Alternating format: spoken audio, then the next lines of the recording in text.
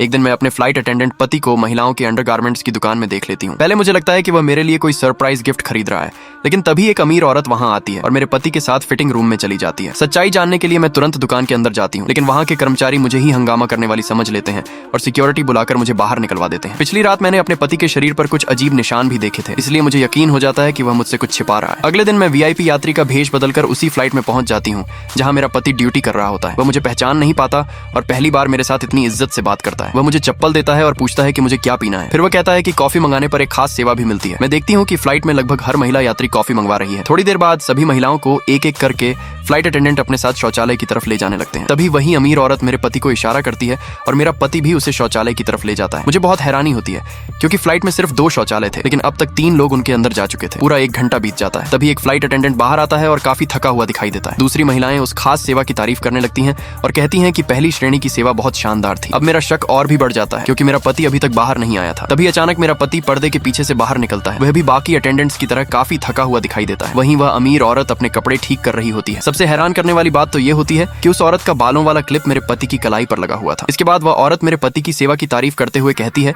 कि वह बाकी सभी फ्लाइट अटेंडेंट्स में सबसे अच्छा है। अब मैं किसी भी हालत में जानना चाहती थी कि आखिर इस कॉफी का मतलब क्या है। थोड़ी देर बाद वह अमीर औरत दोबारा कॉफी मंगवाती है और उसे पीने के बाद फिर मेरे पति को अपने साथ शौचालय में ले जाने के लिए कहती है। ये देखकर दूसरे यात्री भी उसके पीछे जाने लगते हैं। तभी मैं देखती हूँ कि मेरा पति एक गोली खाता है और फिर शौचालय की तरफ चला जाता है। अब मुझसे उसका यह धोखा और बर्दाश्त नहीं होता। मैं सच्चाई जानने के लिए उसके पीछे शौचालय में पहुंच जाती हूँ, लेकिन वहां जो चीज मुझे दिखाई देती है उसे देखकर मेरे होश उड़ जाते हैं। Subscribe for part 2।